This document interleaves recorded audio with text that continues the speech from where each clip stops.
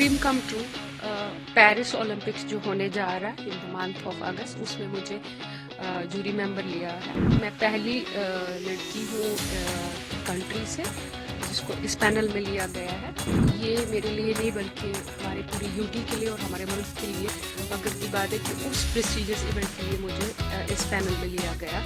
ये सफ़र पूरा आज 30 इयर्स के बाद जो एक पूरा हो गया, जो मैंने ख्वाब देखा था, अल्टीमेट हर एक एथलीट का ख्वाब होता है ओलंपिक्स पहुंचना, तो अल्हम्दुलिल्लाह ये मेरा ख्वाब पूरा हो गया। Dream come true Paris Olympics जो होने जा रहा है इन द मंथ ऑफ अगस्त, उसमें मुझे जूरी मेंबर लिया है और मैं पहली लड़की हूँ कंट्री से जिसको इस पैनल में लिया गया है।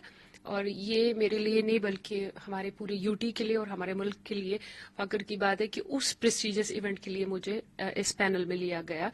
और ये सफ़र 1998 में शुरुआत हुई डल झील से और इसमें 98 से लेकर 2007 तक मैंने अपने यूटी को रिप्रेजेंट किया and I have represent my country in world cup 2009 and I was a jury member in Asian games also जो चाइना में हुआ। I was there chief finish जज।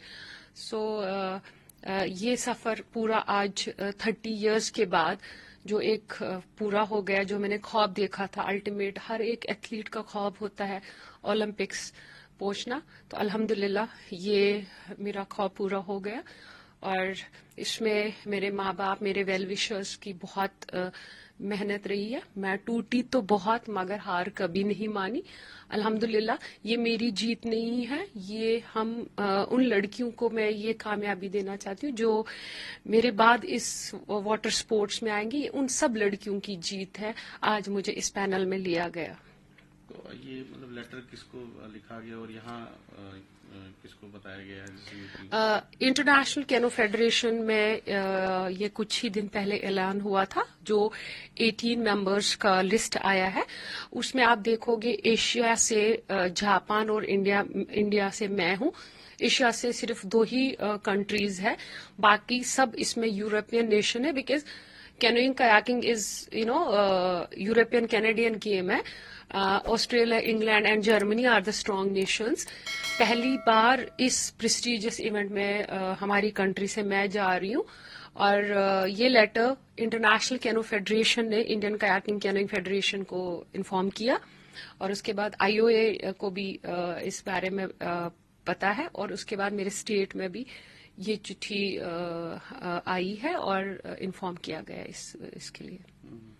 तो मतलब थोड़ा सा इसके बारे में बताइए कि किस तरह, जैसे पहले आप एक खिलाड़ी थे, फिर आप जूरी मतलब एज अ जज बन गए, तो उसके लिए किस तरह की मेहनत की आपने? कोई पेपर या कोई आपने दिए होंगे उसके लिए? मैंने जैसे पहले जिक्र किया 1998 में मेरी प्लेइंग कैरियर की शुरुआत हुई डल झील से, जब स्पोर्ट्स का नामो निशान नहीं होता था और स्पोर्ट्स को दरबदरी के नजरिए से देखते थे और समाज में भी बहुत कुछ हमें सुनना पड़ता था। जब हम ट्रैक सूट डालते थे वो भी एक चैलेंजिंग सिचुएशन थी 90s में, बट हमने हार नहीं मानी क्योंकि मेरा लक्ष्य यही था कि मैंने अपनी कंट्री को रिप्रेजेंट करना है।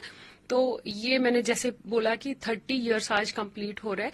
मैंने लगभग 12 साल अपने यूटी को रिप्रेजेंट किया, उसके बाद मैंने कंट्री को वर्ल्ड कप में रिप्रेजेंट किया और मैं 10 साल इंडिया टीम की चीफ कोच भी रही, जिसमें मेरे टीम क्वालिफाइंग राउंड तक पहुंचे, एशियन चैंपियनशिप में मेडल भी मिले।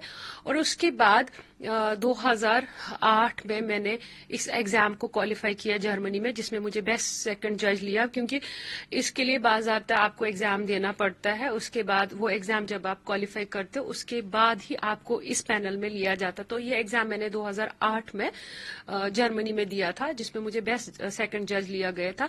वजूहत ये थे कि जब मैंने वर्ल्ड कप में पार्टिसिपेट किया तब मैंने देखा कि वहां मेल डोमिनेटेड हर जगह, चाहे वो स्टार्टिंग पॉइंट हो, फिनिश हो, बहुत कम फीमेल्स आते। तो मैंने वही ठान लिया कि हम साबित कर दिखाएंगे कि लड़की भी लीडिंग रोल में आ सकती है और डिसीजन मेकिंग में आएगी। और आपको पता है आईओसी का डिसीजन भी है कि 50% वुमेन हर एक स्पोर्ट्स में होना चाहिए। जिसमें स्पोर्ट्स में 50% वुमेन नहीं हो वो ओलंपिक से आउट भी हो सकता है। तो ये 2009 में ही मैंने ये एग्जाम क्वालिफाई किया था।